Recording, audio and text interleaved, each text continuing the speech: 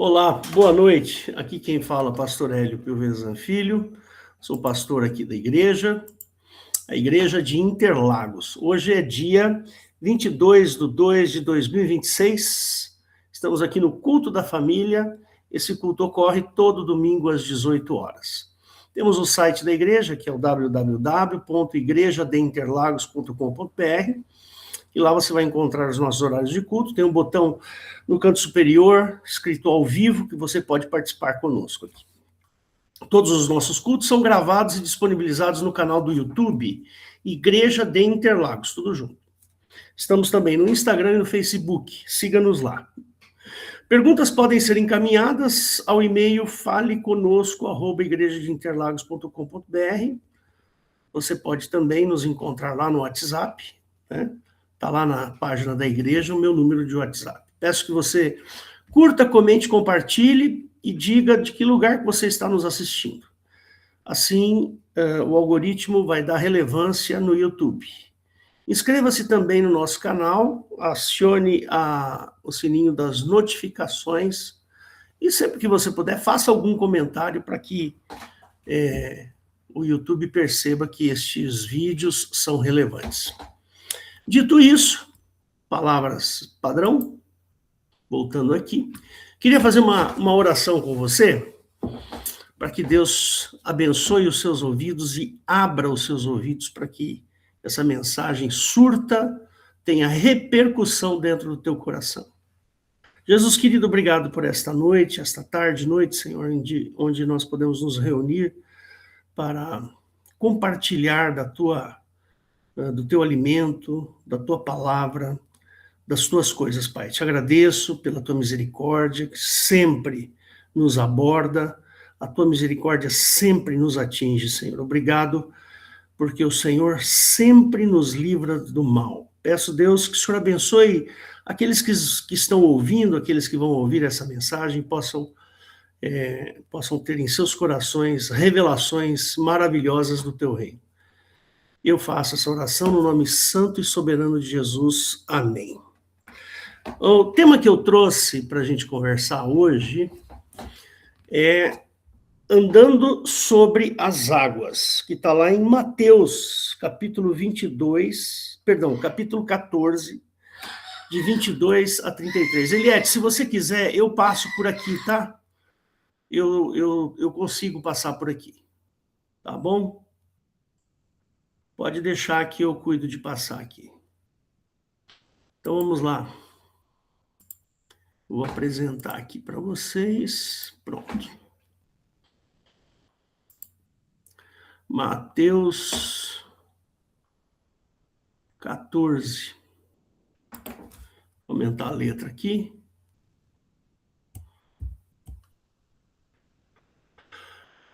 Então, essa história todo mundo conhece, né? Isso é bastante conhecido, esse momento aqui. Aí depois vocês dois que receberam aí as minhas anotações, pode ser que a primeira frase aí dê algum mal-entendido. Eu já vou retirar o mal-entendido do que está escrito nas minhas anotações, tá? Então, e logo ordenou Jesus que os seus discípulos entrassem no barco e fossem adiante para o outro lado, enquanto se despedia da multidão. E despedida a multidão, subiu ao monte para orar à parte. E chegada já à tarde, estava ali só. E o barco estava no meio do mar, açoitado pelas ondas, porque o vento era contrário. Mas à quarta vigília da noite, dirigiu-se Jesus para eles, andando por cima do mar. E os discípulos, vendo-o andando sobre o mar, assustaram-se, dizendo, é um fantasma, e gritaram com medo. Jesus, porém, lhes falou logo, dizendo, tende bom ânimo, sou eu, não temais. E respondeu-lhe Pedro, e disse, Senhor, se és tu, mande-me ir ter contigo por cima das águas. E ele disse, vem, né? E Pedro, descendo do barco, andou sobre as águas para ir ter com Jesus. Mas sentindo o vento forte, teve medo. E, começando a ir para o fundo, clamou, dizendo, Senhor, salva-me. E logo Jesus, estendendo a mão, segurou-o e disse-lhe: homem de pouca fé, por que duvidastes? E quando subiram para o barco, acalmou o vento. Então aproximaram-se os que estavam no barco e adoraram-no, dizendo: és verdadeiramente o Filho de Deus. Então, é um texto muito interessante. Tem várias dicas aí, né? Várias coisinhas nesse texto que a gente pode usar para pregação, né? O que eu quero ressaltar aqui é fazer um paralelo entre essa mensagem e o nosso dia a dia, que é o que eu acho bastante interessante. Então, corrijam aí, vocês dois que receberam o meu texto, no momento de fraqueza, mas de fraqueza dos discípulos, não de Jesus, tá? No momento de fraqueza dos discípulos, Jesus aparece demonstrando poder, andando sobre as águas. Poderia dizer que águas são os problemas, que mensagem maravilhosa que ele nos passa. Ele é soberano sobre as circunstâncias. Isso é verdade, a gente já está careca de saber disso, né? Todos nós sabemos que Jesus está acima das circunstâncias, das dificuldades, das diversidades. Tanto é que tem aquele texto maravilhoso, né? No mundo tereis aflição, tem de bom ânimo, eu venci o mundo. Tudo isso a gente já está assim, sabendo com bastante facilidade. Mas eu quero fazer uma análise um pouco diferente hoje, né? Veja, quando os discípulos viram aquele milagre, porque foi um milagre, ninguém sai andando acima das águas aí, não é assim, eu não consigo andar em cima. Tem um lagarto aí que corre e consegue andar sobre as águas, mas aí ele usa um princípio físico. Ali, com Jesus, tinha um princípio espiritual, não um princípio físico, porque a física para o Senhor Jesus é absolutamente nada. Nada da física se aplica a Cristo. Nada da biologia se aplica a Cristo. Nada da química se aplica a Cristo. Ele está acima, né? Eu vi uma definição hoje, eu estava ouvindo uma definição, alguém perguntando, da onde surgiu Deus, né? Quem é Deus e da onde surgiu, quem criou Deus, né? Sou até meio assim, uma heresia aos nossos ouvidos quando você ouve uma pergunta dessa. Mas o cara fez uma pergunta genuína. E o sujeito falou assim, olha, a questão não é quem criou Deus, é que Deus está acima do tempo, acima da matéria. Ele está fora do tempo e fora da matéria. Então, quando, o que, para quê, essas perguntas não cabem a Deus. Porque Deus não é fruto da nossa imaginação, ou Deus não é materializável. Percebe? Eu não consigo, posso pegar esse objeto aqui. Eu estava comendo um negocinho aqui agora há pouco, e aqui tem uma espécie de uma canequinha, tá vendo? E isso aqui é um objeto, ó. Eu bato nele aqui, eu sinto. Ele está dentro do contexto aonde eu estou. Eu, Hélio, estou no mesmo contexto desta cumbuquinha aqui. Mas Deus não. Deus, ele está acima disso, ele está fora do tempo e fora do campo material. Ele pode mexer no tempo como pode mexer no campo material. Jesus fez isso, andando sobre as águas. Então, a física não se aplica a Cristo. A física está longe de ser aplicada a Jesus. Ele andou sobre as águas. Ele podia ter afundado ali. Se a física fosse válida para Jesus, ele afundaria. Porque qualquer coisa que estiver pisando em cima da água e a água estiver no estado líquido, vai afundar. É um fato. É um fato da física. É um fato do mundo material. né? Então, vendo os discípulos que Jesus tinha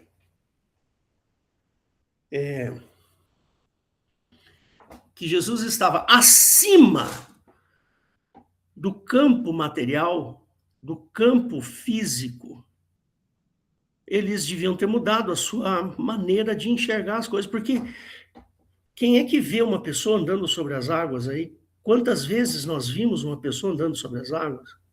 Tem esses mágicos aí que fazem truques, né?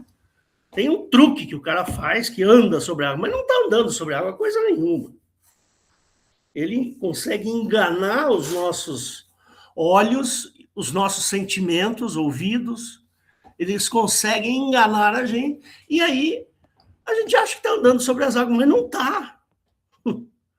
Tem um cara desses aí, eu não me lembro mais o nome dele, mas um europeu aí, que fez muito sucesso há uns 5, 8 anos atrás, que uma hora ele atravessava um rio andando sobre as águas, em uma piscina andando nas águas da piscina. Queridos, para quem não me conhece, eu sou físico. Eu fiz física, dou aula de física e matemática.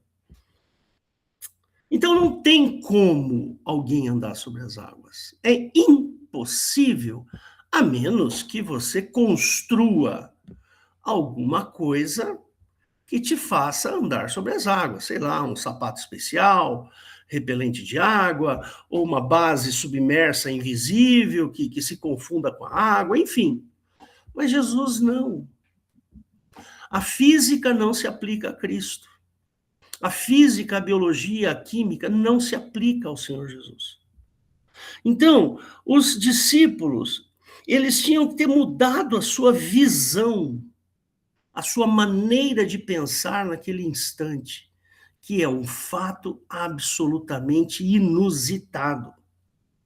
Então, os discípulos deviam ter percebido naquele instante que aquilo era acima da ciência, está acima do bom senso, está acima de qualquer coisa.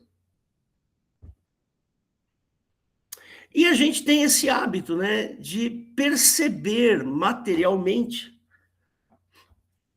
porque nós vivemos num contexto material.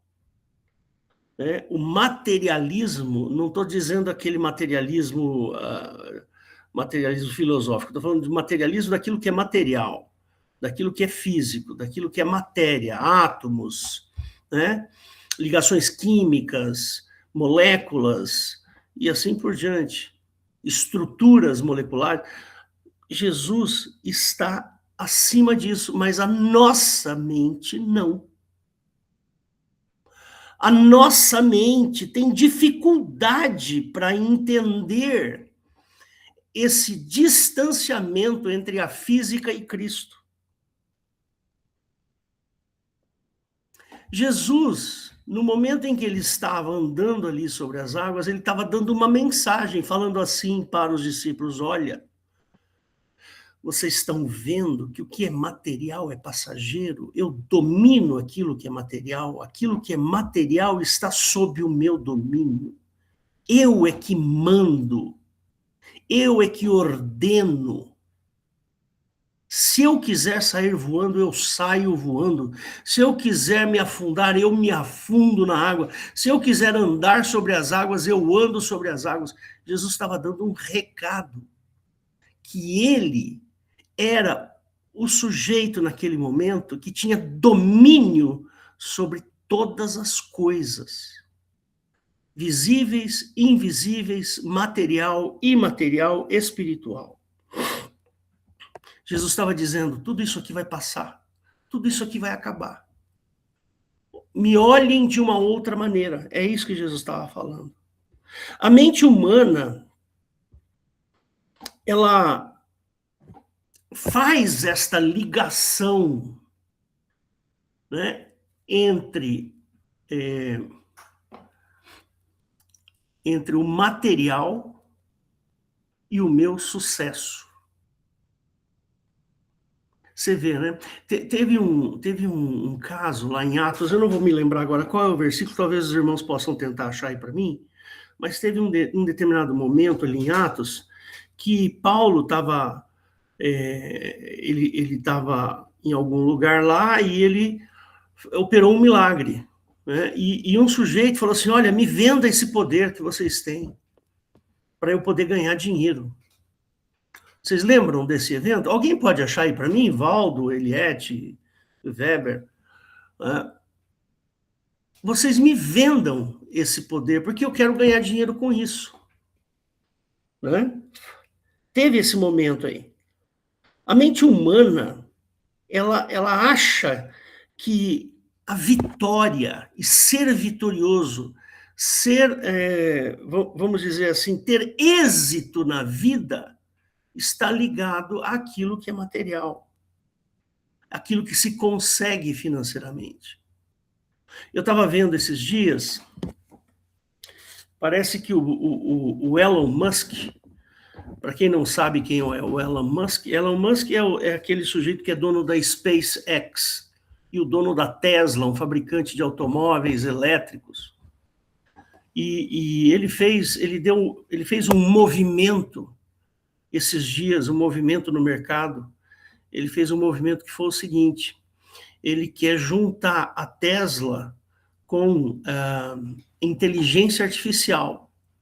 E ele não vai vender mais automóveis, ele vai vender um serviço de automóvel com inteligência artificial.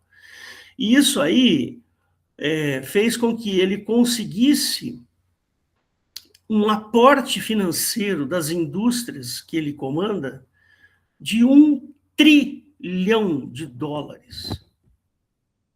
Ou seja, ele ensacou no bolso dele. Irmão, sabe o que é $1 trilhão? É metade de tudo aquilo que o Brasil produz durante um ano. O Brasil produz em torno de 10... Obrigado, Eliette. Eu vou ler daqui a pouquinho. O Brasil produz o equivalente a 10 trilhões de reais por ano. 2 trilhões de dólares. O Elon Musk, num movimento que ele fez, ele ensacou, pôs no bolso $1 trilhão. A gente poderia dizer que esse homem é vencedor. Esse homem é exitoso. Ele é o primeiro homem trilionário da face da Terra. Então, a gente poderia dizer que esse homem, ele é um vencedor. Ele conseguiu chegar lá no máximo da grana possível, né? Mas não, isso não classifica como vencedor. Sabe quem é vencedor? Vencedor é você. Sabe por que você é vencedor? Porque você trocou de lugar com Cristo. Cristo pegou a sua posição e deu a posição dele para você. E ele fez você mais do que vencedor. Ele, Jesus, que é o sujeito do universo. Jesus é o sujeito do universo. É ele que consegue andar sobre as águas, é ele que consegue fazer o que ele fez. Por causa dele, você tomou a posição dele. Nós estamos na posição de Cristo. Essa é a questão. Esse é a questão toda. Não adianta você ter $1 trilhão. $1 trilhão não compra uma casa no céu. Não compra um lugar no céu. $1 trilhão, irmãos, é difícil de mencionar. Não dá para dimensionar o que é $1 trilhão. Né? Os Estados Unidos têm um PIB anual de, acho que é $33 trilhões. Ou seja, é muita grana. O exército americano, se não me falha a memória, consome 6 trilhões de dólares por ano, algo em torno disso. Então, vocês imaginem o tamanho do poder financeiro desse sujeito.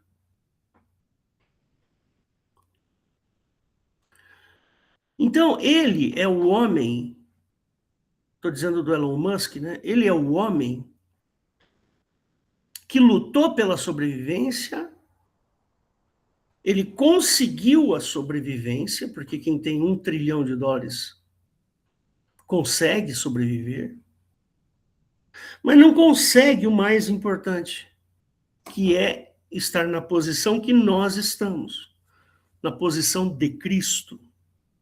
Nós fomos colocados em lugares celestiais. Percebe? A menos que ele se converta, né, irmãos? Não sei se ele é convertido ou não. Mas estou fazendo uma análise aqui puramente objetivando a grana que ele tem. Então, irmãos, no mundo corporativo, no cotidiano das pessoas, há uma luta implacável pela sobrevivência. É implacável. Os ricos querem ser mais ricos e os pobres apenas desejam sobreviver, não morrer de fome.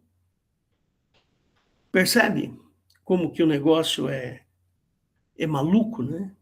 Uma cultura invertida, ditada pelo dinheiro, pelo material. Veja você a nossa vida durante a semana, durante os dias, tudo que nos orbita está relacionado ao material. Você vai ao supermercado porque tem fome. Você paga a conta de luz porque precisa tomar banho quentinho e ter luz em casa. Você tem um telefone celular, paga a conta do celular. Você tem que pagar a escola das crianças, você tem que pagar a gasolina do seu carro, você vai comprar um carro novo, você vai... Enfim, percebe que a tua vida, os teus dias, as tuas horas, os teus momentos orbitam em torno da grana. Estou fazendo uma análise, irmãos, por favor.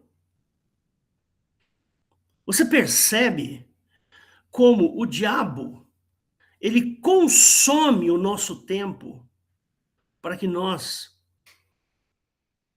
orbitemos, né, a grana. A gente orbita o dinheiro. Aqui o dinheiro, ó. O dinheiro está aqui. A gente fica assim, ó, passando os dias, orbitando o dinheiro, tentando pegar um pedaço daquele dinheiro, pegar um pedaço. Nossa vida é assim, a vida do ser humano, não estou falando do cristão, estou falando do ser humano. Só que Jesus tem uma proposta. Não é à toa que Jesus falou para Nicodemos, Nicodemos, importa nascer de novo. Por quê? Porque a sua mente está cauterizada em torno da grana, do material, e não do espiritual.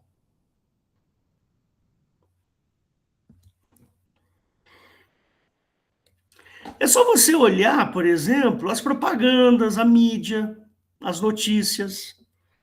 Dá uma olhada. É uma fábrica, né, de frustrações. Eu tenho um carro muito bom, sabe? Eu tenho um carro que realmente Deus nos abençoou com esse carro. Só que é um carro velho já, né? É um carro de mais de 10 anos, né? É um carro de mais de 10 anos. E se ele quebrar, a gente vai gastar e tal, né? Poxa, seria tão bom se eu tivesse um carro zero, irmãos. Mas seria tão bom, sabe, um carro mais moderno, mais cheio de coisa, com ar-condicionado melhor, com som melhor, com não sei o quê. Seria tão bom. Percebe como a nossa vida gira em torno da grana? Nós respiramos a necessidade de ter dinheiro, de fazer dinheiro. E isso, quem produz esta fábrica, quem é a fábrica de frustrações, é a mídia. A mídia faz isso com a gente. Você precisa comprar. Olha, tem um skincare agora maravilhoso. Aí vai lá, traz isso. Olha, tem um celular novo aqui, é o iPhone 17. Aí você vai lá, fica com desejo de comprar o iPhone 17. E você tem, mas não sei o que, precisa comprar aquilo. Eu tenho um computador, mas esse computador está velho, eu preciso comprar um novo. Mas percebe, irmãos, que o tempo inteiro a gente fica rodando que nem uma barata tonta ao redor do que é material. Eu não estou dizendo para você ser irresponsável com a sua vida financeira, eu não estou falando isso. Estou fazendo uma análise de que o que é o sistema que a gente vive. A gente perde noite de sono quando não consegue pagar uma conta.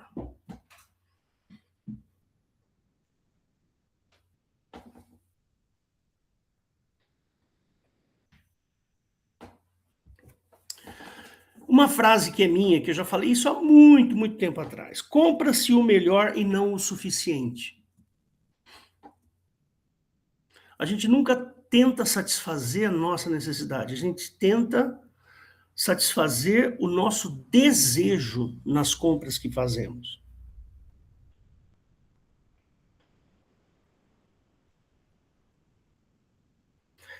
E Jesus tem uma frase que eu criei, né, baseado no que eu conheço de Jesus, né, que o mundo nos propõe é inversamente proporcional ao que o reino de Deus nos propõe. Essa é a questão. É o inverso. Você quer ver? Vou te mostrar. Eu peguei aqui uns 5, 6 casos aqui. O judaísmo propunha um lugar de adoração. Jesus propõe outra coisa.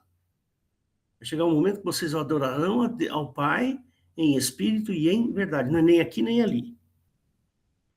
Jesus, mestre e senhor, foi também declarado rei dos judeus, declarado isso por Pilatos, que serviu e que não foi servido. Inverteu. Ele era o rei dos judeus, ao invés dele ser servido, ele foi servir. É o contrário. Jesus tinha todo o poder para exercer julgamento sobre a prostituta. Ele tinha o poder para exercer julgamento. Jesus preferiu exercer o perdão. Olha só, inversamente proporcional.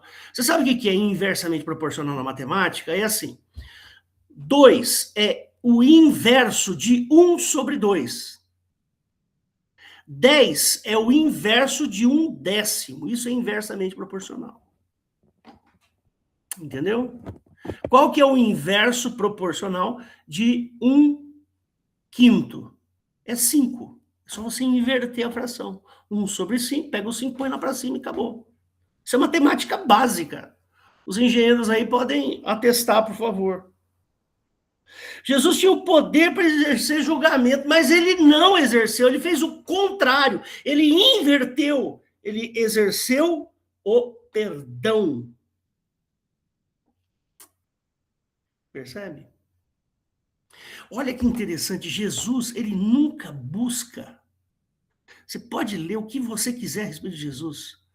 Leia tudo que for de Jesus. Você vai perceber que Jesus nunca busca algo para si mesmo.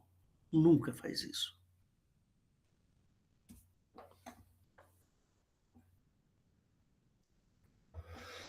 Percebe que Jesus chegou para aquele jovem rico de Lucas 18 a 30.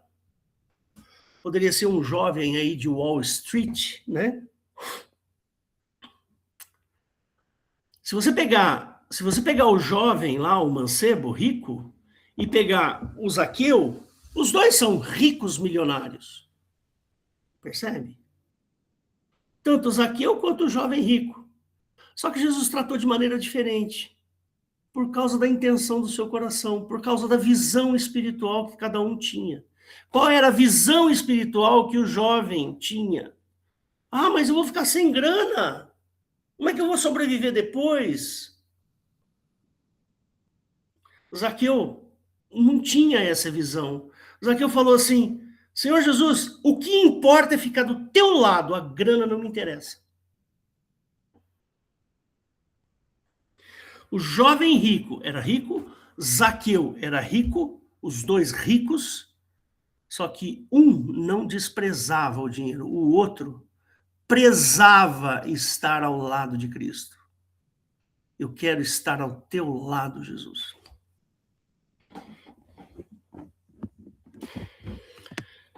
Aquele texto que está em Lucas 12, 13, 21, que ele fala assim, louco,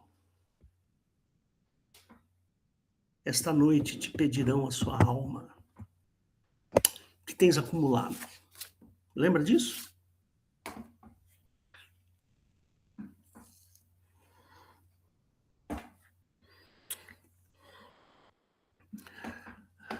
Mas é isso aí. Espero que você esteja entendendo o que é andar sobre as águas. O que significa andar sobre as águas?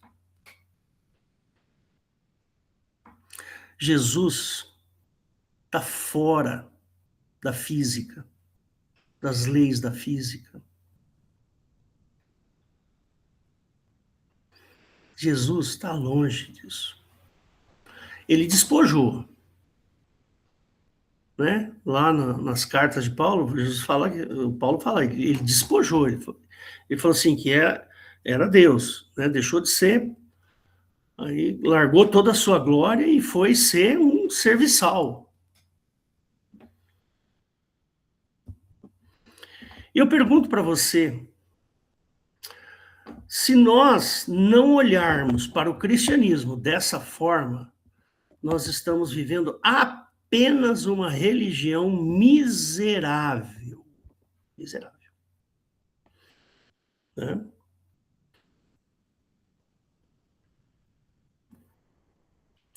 A razão humana nisso tudo que eu estou falando? Não tem razão humana. Razão humana está aqui, ó. Grana. Isso é razão humana. Existe a possibilidade de se viver desta maneira e ser recompensado. Existe. É o que o Senhor Jesus quer. Quer que você enxergue o reino espiritual que pertence a Ele, única e exclusivamente a Ele. Ele nos chama a ter coragem para exercermos a fé. Deu para entender? Você precisa ter coragem. Assim como Pedro teve coragem para sair do barco e ir andando até Jesus. Maravilha, isso é maravilhoso. Uma hora ele perdeu a estribeira ali e ficou com medo, né? E acabou afundando. Mas ele teve coragem de exercer a fé. E o Senhor Jesus, nesse texto, ele nos chama a essa coragem. Ele estende a mão quando tudo nos parece ruir. É isso que Jesus faz. É assim que tem que ser. Esperar tudo ruir? Ou podemos confiar cegamente que Ele estará lá para nos amparar? Porque veja, irmãos, todas as coisas deste mundo, tudo que está ao nosso redor, conspira para o meu fracasso.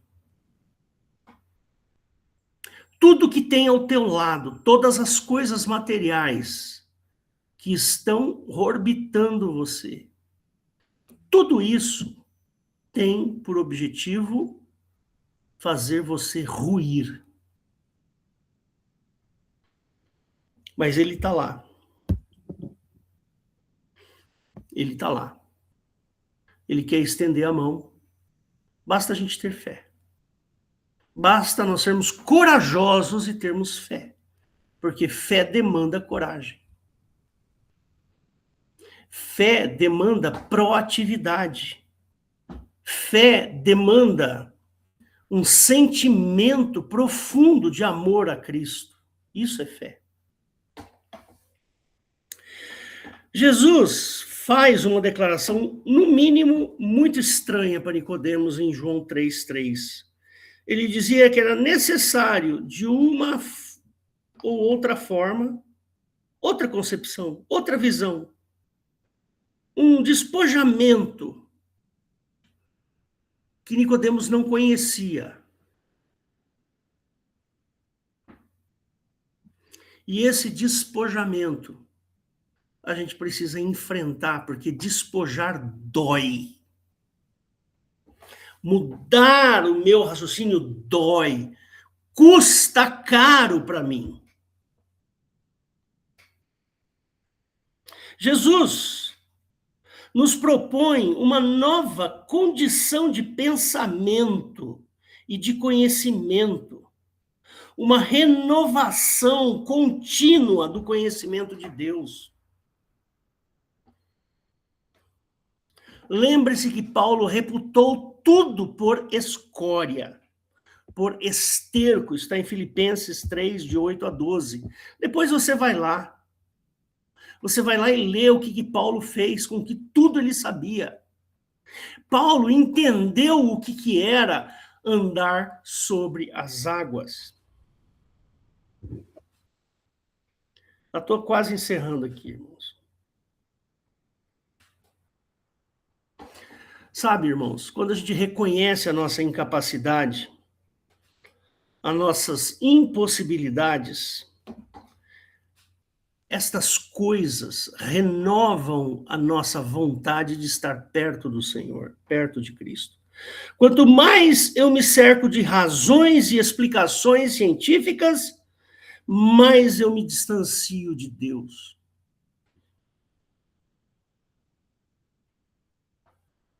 Deus quer que nós estejamos perto dele, sem soberba.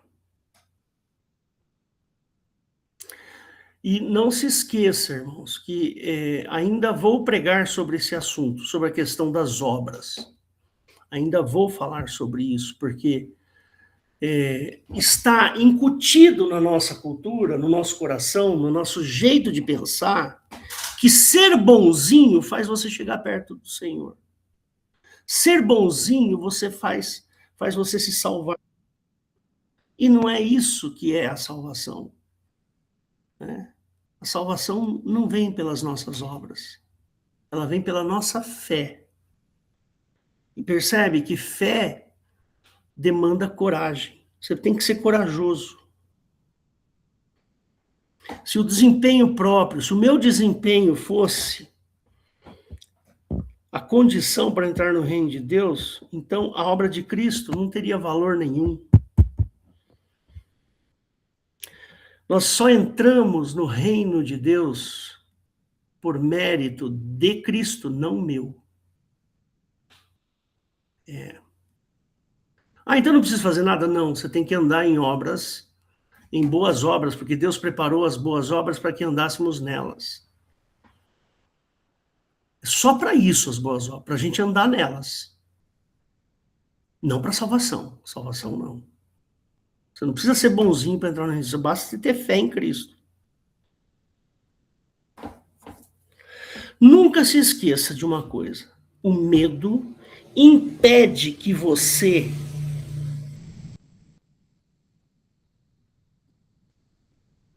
fique próximo de Deus. Porque o medo suprime a fé. A nossa fé tem que ser maior que o nosso medo. Para terminar, nosso testemunho de Cristo pode causar um aumento no reino de Deus. Será que eu sou corajoso o suficiente para ter fé? Então fica aí um motivo de oração para você. O seu motivo de oração é que você tenha coragem. Coragem para ter fé. Essa é a questão. Coragem. Você não tenha medo.